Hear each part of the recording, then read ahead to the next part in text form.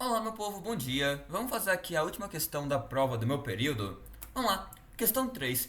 Discutimos dois modelos de escalonamento, preemptivo e cooperativo. Sobre esses modelos, letra A, os defina. Letra B, indique uma desvantagem em cada um dos modelos. Bem, eu não vou usar mais o Google Docs para nada, então vou até aumentar aqui a minha tela. Pronto. Vamos lá. Vamos primeiro entender o que é um escalonador. Em linhas gerais, de modo muito simples, escalonador é um trecho de código, é um pedaço de software que roda dentro do kernel, ele pertence ao kernel, que vai determinar, gerenciar, lidar com a CPU, o controle da CPU, quem entra, quem sai. Então, tipo, quem que vai. Pronto, 10 aplicações querem executar. Quem é a primeira a executar? Quem é a próxima? Quem vem depois? Quem entra? Quem sai? Todo esse gerenciamento da CPU, desse recurso, é feito pelo escalonador. Então ele atua como esse papel de não sei bem se o termo certo seria juiz, mas ele é alguém que tem que distribuir recursos de algum modo aí é interessante. Enfim, vamos lá. Vamos primeiro começar pelo escalonador preemptivo, que é o que a gente mais é o mais comum hoje em dia. O preemptivo vem do verbo preemptar, tirar. Ele tem a capacidade de arbitrariamente, à força, tirar um processo de execução. O processo está lá executando na CPU, ele pode tirar ele e entrar. Porque o que acontece? Vamos lá. Concorda comigo que o SO ele é código. O SO não é hardware. Então, apesar de ser um código muito baixo nível, quando você diz assim, o Windows fez isso, o Linux fez isso, não sei o que, ele tem que estar rodando. E aí, por exemplo, imagina uma máquina que só tem um processador. Pro SO poder executar, ele tem que tirar o processo daquela CPU para ele poder trabalhar e tal. Enfim, isso é um escalonador preemptivo. E como que ele consegue fazer isso? A gente tem exceções, que são, por exemplo, o programa tentou fazer uma divisão por zero, chama-se O. Ou então, o programa tentou acessar uma região de memória que ele não poderia, chama-se O. Ele vai preemptar o processo da CPU. E aí, nesse processo de preempção, é importante deixar claro que ele vai salvar o estado do processo. Então, tipo assim, pode ser que após uma preempção, o programa simplesmente volte a executar depois. Tipo assim, aqui é o meu programa, o SO. Quer dizer, a minha CPU e o meu processo rodando. SO preempta, tira, depois bota de novo. E vida que segue, transparente ao processo. Para ele, o tempo parou e voltou. Enfim, esse estado tem que ser salvo em algum lugar. Ou então, beleza, fechando aqui o parênteses. Então, tem as exceções e também tem as interrupções. Existem interrupções que vêm periodicamente a cada X ciclos de clock. E aí o SO entra e ele pode tomar alguma decisão, operação ou simplesmente devolver o processo para onde ele estava. Nós também temos interrupções oriundas de hardware, por exemplo, quando você dá um clique no mouse, quando você digita uma tecla, tem um input I/O que vai lá para a CPU e vai ser tratado. Isso é uma interrupção que vai ser tratada pelo SO. Enfim, hablei aqui do preemptivo. Elson, e o que é o cooperativo? É um escalonador mais bucha, sinceramente, porque ele não tem a capacidade de preemptar. Ele não consegue tirar um processo à força. Então, por exemplo, vamos supor que essa máquina iniciou e aí 10 aplicações querem executar. O escalonador ele vai decidir qual a primeira a entrar. E uma vez que ela entre, ela só sai se, primeiro, ela deliberadamente chamar o SO. Segundo, se ela acabar. Caso contrário, a CPU é dela. Não, mas eu quero aqui, sei lá, eu quero dar um Ctrl C no meu programa. Tá, amigo, Ctrl C no terminal, né? Eu quero matar o programa. Ctrl C é o input, você digitou no seu teclado um input I/O. Amigo, se não tiver o SO para tratar essa interrupção, tirar o programa da CPU, etc, não tem o que fazer. Então, assim, num sistema cooperativo, você depende da boa vontade do programador. Beleza, definimos. Vamos agora para a letra B. Indique uma desvantagem de cada um dos modelos. Começando pelo cooperativo. É o mais óbvio.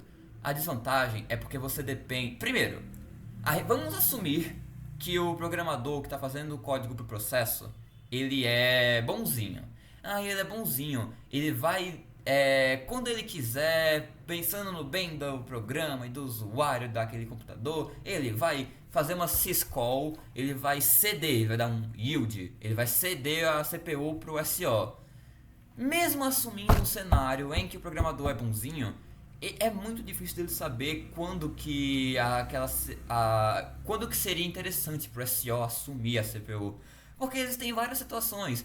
Tudo bem, tem situações mais óbvias que vocês vão ver mais na frente, como por exemplo a questão de e o programa vai fazer uma leitura no disco. Vai demorar muito. Nesse meio tempo ele podia ceder a CPU pro SO botar outro processo. Beleza, mas tem situações que são menos óbvias. E quanto a interrupções, I/O, e quanto à questão de como é que você vai garantir ao usuário do computador, daquela máquina, a sensação de responsividade, de tipo, não, um processo está executando, aí troca para outro, o cara está usando vários ao mesmo tempo. Enfim, o programador, quando ele está fazendo código, ele não tem como saber essas coisas, que só o escalonador vai saber em tempo de execução. Não tem como ele fazer. Tipo assim, entendam, gente. Ceder o controle para SO é botar uma linha de código lá dizendo, chamando, fazer um sys.yield, por exemplo, chamar. Não tem como o programador fazer um código estático, escrever lá uma linha de código, adivinhando que em tempo de execução ali vai ser necessário. Não dá. Segundo problema, isso aí que eu falei tudo foi assumindo que o programador é bonzinho, não sei o que. Mas, gente, primeiro, duas coisas. Se o programador quiser fazer um código malicioso, é tipo assim, vou pegar a CPU só pra mim, agora ela é minha. Ele pode. O que impede? Segundo, mesmo que o programador seja bonzinho, e se ele fizer um bug? Se ele meter um I/O true ali naquela máquina e a máquina só tiver um processador, vai ter que desligar, não tem o que fazer.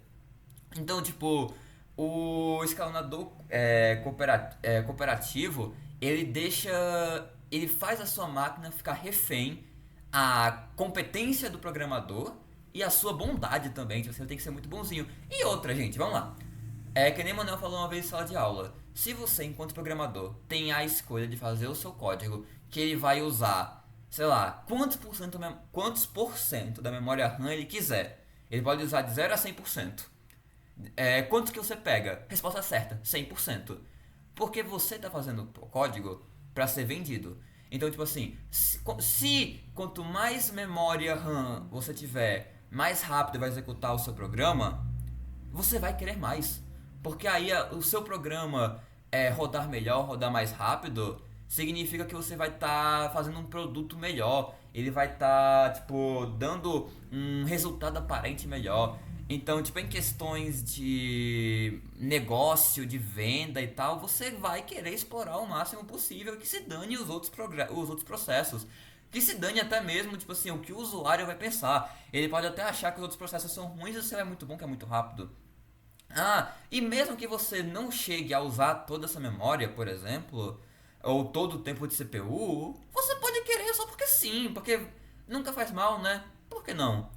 Então, é importante que, como é que eu posso dizer, que o SO tire do programador esse direito de poder monopolizar os recursos. Enfim, então, em um tweet, resumindo, o escalonador cooperativo, a desvantagem dele é que ele depende da boa vontade do programador de ceder a CPU para fazer todo o gerenciamento de escalonamento de processos e tal. E o programador muitas vezes pode não ter esse conhecimento necessário. Ele pode acabar maliciosamente ou não inserindo problemas, bugs que vão corromper o computador. Beleza. Aí agora, a desvantagem do escalonador pré-emptivo. Resumindo, é a questão de, tipo, na minha resposta, eu dei uma leve enroladinha, não vou mentir, eu botei um monte de coisinhas e tal, pipipi, mas o grande ponto é overhead. Overhead, porque simplesmente, pensa comigo o seguinte, imagina um cenário em que o escalonador, ele não fica retirando processos da CPU, ele vai causar menos overhead. Porque toda vez que, tá aqui o processo executando, pá. Aí você para ele, salva seu estado, tira, entra o SO, começa a rodar.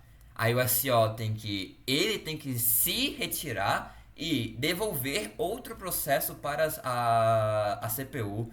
Isso gasta muito tempo, é overhead. Então, um escalonador preemptivo, por exemplo, um round robin da vida que fica tirando o programa toda hora, ou o processo toda hora, ele vai causar overhead, ele vai ter essa desvantagem. Só que aqui nem Manuel falou, tipo assim, é uma desvantagem que, tipo assim, não tem como ter tudo na programação. Você aceita, é que nem, por exemplo, você vai tomar um remédio pra verme. Ah, o remédio vai te dar dor de cabeça. Que pena, paciência. É melhor isso do que você ficar com verme.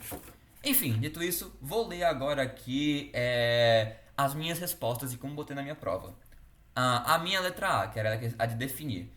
Definir os tipos de escalonador. Aí eu botei aqui, preemptivo. O escalonador consegue tirar processos e threads do processador arbitrariamente. Os retirando do estado. Aí eu botei entre parênteses. Os retirando do estado running. Fecha parênteses. Assumindo o controle em seguida. Cooperativo. O escalonador depende que os processos e threads deliberadamente liberem o controle do processador para que ele possa agir. Beleza. Aí letra B. Vamos lá. Desvantagens do cooperativo. Depende da boa vontade de quem programou os processos e threads para que ele possa tentar fazer uma alocação de recursos justa. Para piorar, nem boa vontade é o suficiente, pois é impossível que o programador tenha acesso a todas as informações necessárias para ajudar o escalonador a fazer uma alocação de recursos justa. Aí, quanto ao preemptivo, e aí fazendo aqui um parênteses, eu confesso, eu dei uma enroladinha aqui, falei demais. Na minha prova, o Manuel falou que, tipo assim, se você falasse muita coisa, mas não tivesse errado, não tinha problema.